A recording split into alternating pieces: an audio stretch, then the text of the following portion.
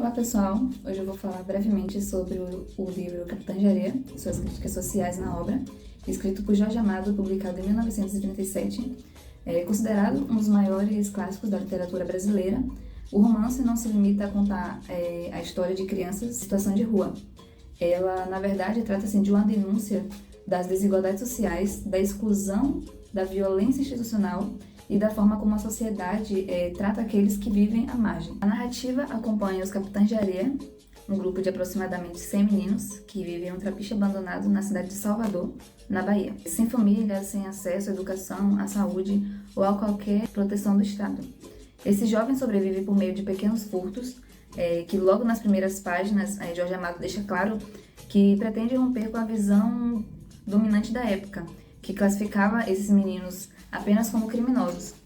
Em vez disso, ele mostra que a criminalidade é consequência de uma sociedade profundamente desigual, incapaz de garantir condições mínimas de dignidade para milhares de crianças. Ao longo da narrativa, o leitor ele vai conhecer a história de diversos personagens, compreendendo que cada um deles chegou às ruas por motivos diferentes e distintos, um dos outros. Pedro Bala, por exemplo, ele é líder do grupo, líder dos Capitães de Areia.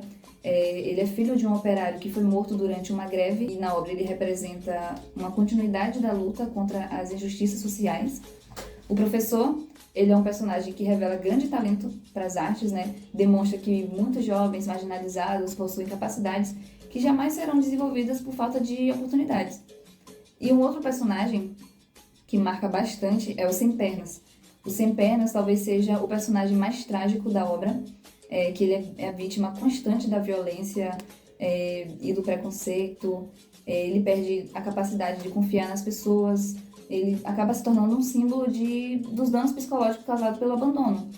E, em contrapartida, o Pirulito, que é outro personagem, ele encontra na religião um sentido para sua existência. Ele encontra na religião um motivo para sobreviver. E Dora, que é a única mulher do grupo, ela representa a possibilidade do afeto. Ela acaba chegando muito de repente e pega todo mundo de surpresa, mas ela dá essa possibilidade de afeto, da solidariedade e da construção de uma verdadeira família entre aqueles meninos. Esses personagens demonstram que Jorge Amado não pretende criar heróis e nem vilões. Jorge Amado constrói seus personagens de maneira profundamente humana.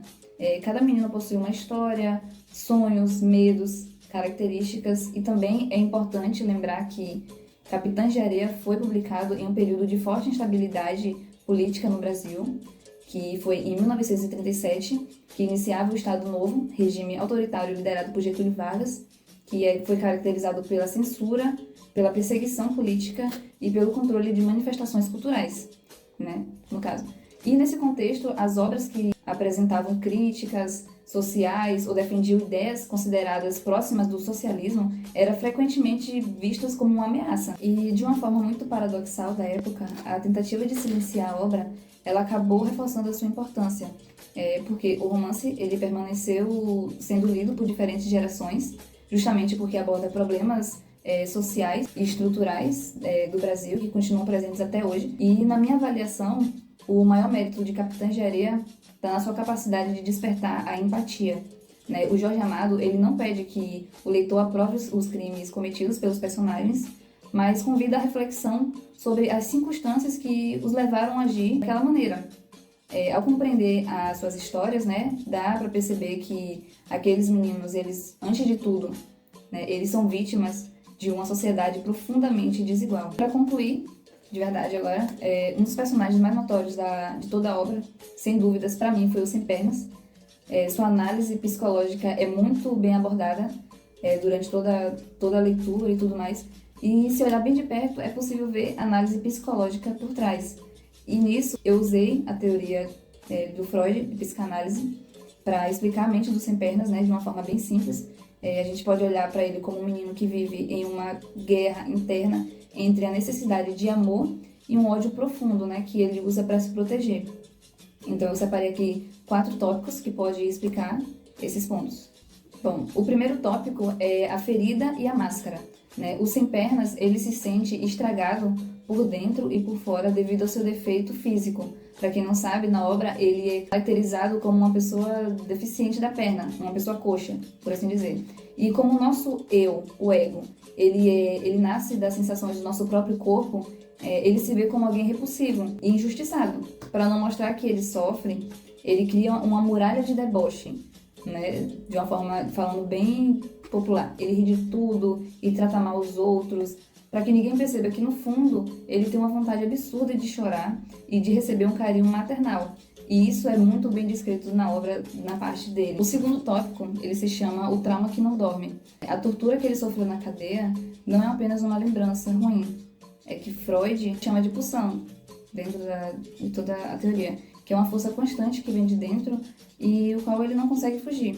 E esse trauma exige que a mente dele trabalhe o tempo todo para tentar resolver aquela dor, o que muitas vezes se transforma em crueldade com os outros. E é como se, ao torturar um animal ou zombar de um novato, ele estivesse tentando deixar de ser vítima para ser o agressor. Outro ponto também que me chamou bastante atenção é o conflito na casa da Dona Esté, que era para ser a mãe adotiva do Sem Pernas, né? Que é o momento em que ele é acolhido por Dona Esté e mostra o maior drama da sua vida, que é o desejo, no caso o id, que é uma parte que ele quer desesperadamente ser o filho e receber o beijo maternal, que ele demonstra o tempo todo que ele quer esse colo, ele quer esse carinho. Então é aquele instinto selvagem, por assim dizer, que é o id, e a regra, que é o ego, a lealdade, que é outra parte que ele sente que aceitar esse amor é ser um traidor dos seus amigos do trapiche. Isso é muito bem abordado. Ele acaba sentindo uma culpa tão grande por ser amado que prefere destruir tudo que ele está recebendo ali de carinho, amor e afeto que ele tanto queria, e realizar o roubo, que no caso era o plano inicial, desde que ele entrou na casa da Dona Esté. E só para provar a si mesmo que ele ainda é um bandido odiado, que ele não é um menino mimado, ele não merece esse amor. E no quarto tópico do Sem Pernas, que é o salto final, ele deixa de ser a vítima, porque durante toda a vida o Sem Pernas ele foi passivo. Ele sofreu a violência da polícia, sofreu a fome e o abandono. E no seu ato final, ao se jogar do elevador Lacerda, ele faz uma troca de posição, da polaridade. E ele se torna ativo. Ele faz essa troca do passivo pro ativo. Porque, ao cuspir na cara dos policiais, ele prefere a própria morte do que sofrer, do que voltar a ser alguém que os outros maltratam sem ele poder reagir. Essa foi a escolha que ele fez no momento ao se tornar ativo. Em resumo, o Sem Pernas é um personagem que nunca teve um juiz interno, que seria o superego, que protegesse ele das leis justas, apenas uma realidade brutal que o ensinou que o ódio era sua única arma de sobrevivência. Esse foi o vídeo sobre a obra do Jorge Amado, Capitã Jarea.